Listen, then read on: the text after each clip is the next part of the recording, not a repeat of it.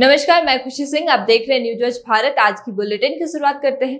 खबर हल्द्वानी से है, जहां पीसीएस परीक्षा की तैयारी कर रहे अभ्यर्थियों ने विधायक सुमित हृदय से मुलाकात की और बताया कि पीसीएस की परीक्षा के पाठ्यक्रम में हिंदी और अंग्रेजी सिलेबस में विभिन्नता देखने को मिली है, जिस पर हिंदी माध्यम से परीक्षा देने वाले पीसीएस के अभ्यर्थियों ने कड़ी आपत्ति जताई है। विधायक सुमित हृदय का भी कहना है कि यह लोक सेवा आयोग के नियमावली के खिलाफ है, जिसमें अंग्रेजी के छात्रों को फायदा मिलेगा और हिंदी के छात्रों को नुकसान हो। जिसके बाद उन्होंने मुख्यमंत्री से अपील की है कि इसको संज्ञान में लेकर इसकी जांच कराई जाए। बड़ी विसंगति है। पब्लिक सर्विस कमीशन की जो 2013 की नियमावली है वो साफ बोलती है कि अगर अंग्रेजी और हिंदी में सिलेबस बनाया जा रहा है तो एक समान होना चाहिए, उसमें कोई विसंगति नहीं हो सकती। लेकिन इसमें जो अंग्रेजी का सिलेबस इन्होंने दिया है और पेपर भी निकट है, अभ्यर्थियों को भी देर में पता लगा है, अंग्रेजी का जो सिलेबस दिया है उसमें 40% के ऐसे मार्क्स हैं जो हिंदी के पेपर में नहीं है, हिंदी के सिलेबस में नहीं है, जिससे कि जो हिंदी भाषी राज्य होने के बावजूद उत्तराखंड जो इंग्लिश मीडियम से ये एग्जाम देंगे उनको इसमें फायदा मिलेगा। तो ये कहीं ना कहीं इसमें लापरवाही है और इसकी जांच होनी चाहिए या फिर इसमें मिलीभगत है।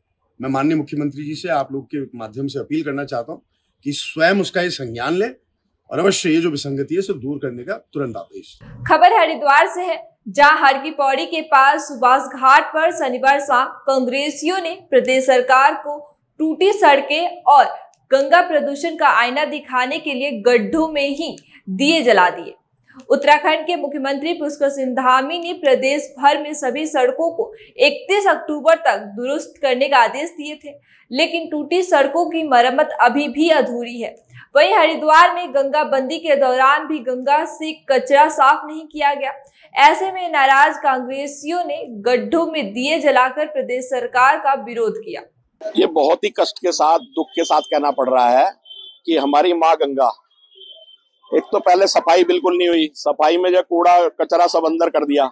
उसके बाद जो माँ गंगा के वस्त्र हैं, वस्त्र मतलब माँ गंगा के घाट, माँ गंगा के जो वस्त्र हैं, घाट मेरा मतलब घाटों से है, बिल्कुल माँ गंगा के वस्त्र बिल्कुल वस्त्र विहीन हो रखी माँ गंगा। जगह जगह जो है टुकिया लगी हुई और पूरा माँ गंगा के वस्त्र फटे हुए हैं। ये फर्श आप देख सकते हैं, माँ गंगा का फर्श है ये, और ये हर की पौड़ी से ही शुरू हो रहा। और ये गड्ढे कम से कम 3 साल हो गए आज इन गड्ढों को। तमाम बार हमने लिख के दे लिया, प्रदर्शन कर लिया, माननीय मेयर साहब ने भी लिख के दे दिया, हमारे जो निवर्तमान मेयर है उन्होंने प्रदर्शन भी किया, अखबारों में भी छपा, यदा कदा हम जो है फेसबुक के माध्यम से लाइव होके भी इसको डाल रहे हैं। लेकिन उसके बावजूद भी जो है भाजपा जो डबल इंजन की सरकार है, जो पार्टी कहती है हमें तो माँ गंगा ने बुलाया है, उन भक्तों ने माँ गंगा को सड़ा के रखा हुआ है। और हमारे माननीय मुख्यमंत्री धामी जी का भी जो है कहना था कि 15 अक्टूबर तक सारे गड्ढे भर जाएंगे। तो माँ गंगा का क्या दोष है? यहाँ के निवासियों का, यहाँ के व्यापारियों का, या हरिद्वार में जो तीर्थ यात्री आए उनका क्या दोष है? ये गड्ढे कौन भरेगा? ये गड्ढे नहीं है क्या? ये माँ गंगा के तट पे गड्ढे नहीं है? अब पूरे शहर से पूरे मतलब दिवाली पे हमारे नेताओं को देखो, सोने की चने डाल के, कुर्ते पजामे सजे हुए पहन के और जैकेटें पहन के निकल रहे हैं, और माँ गंगा हमारी ऐसे फटे हुए वस्त्रों में रह रही है। माँ गंगा हमारी रो रही है। आज कौन सा तीर्थ यात्री जो हरिद्वार की बढ़ाई करके जाएगा? आज कौन सा ऐसा श्रद्धालु है जो माँ गंगा की बढ़ाई करेगा? वो यही कहेगा माँ गंगा के तट पे बहुत ही गंदगी थी। आज क्या किया? क्या दिवाली मना रहे हैं हम? मनाना तो हम दिवाली वाले दिन चाहते थे, लेकिन हमने कहा भाई किसी की आस्था को ठेस ना लगे, तो आज हम माँ गंगा जो है घाटों पे, जैसे गंगा पे गड्ढे हो रखे हैं माँ गंगा के घाट पे, तो आज जो है माँ गंगा के भक्त गड्ढा दिवाली के नाम से माँ गंगा की दिवाली तो गड्ढों में हो गई, और माँ गंगा वस्त्र विहीन है।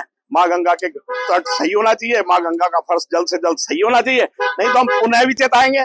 और हो सकता है हमारे माननीय मुख्यमंत्री अब आ रहे हैं 4 तारीख को, हो सकता है हम इस मांग को लेके, एक और मांग है हमारी उनसे, जो है उनसे मिलेंगे भी, उनसे हाथ भी जोड़ेंगे कि भाई माँ गंगा का तट तो सही करा दो। उनसे विनम्र निवेदन करेंगे, उनके पैर छू लेंगे हमारे माननीय मुख्यमंत्री के, उनके चरण छू के हम जो है हाथ जोड़ के उनसे कर लेंगे विनती कि भाई हरिद्वार के तीर्थ यात्रियों ने, हरिद्वार के व्यापारियों ने, हरिद्वार के पंडा समाज के लोगों ने आखिर उनका बिगाड़ा क्या है? तो बता दो। 5 बार से आपको विधायक दे रखा, 3 बार से आपको सांसद दे रखा, और हरिद्वार के, रानीपुर के सारे तो विधायक जो है भाजपा के हैं, सांसद जी हमारे भाजपा के हैं। 42,000 वोटों से जीतते हो आप यहाँ पे। आखिर हरिद्वार के लोगों का गुनाह क्या है? मैं तो त्रिवेंद्र रावत जी से भी कहूंगा, मदन कौशिक जी से भी कहूंगा कि आखिर जो है उनकी आंखों में कोई शर्म का पानी है?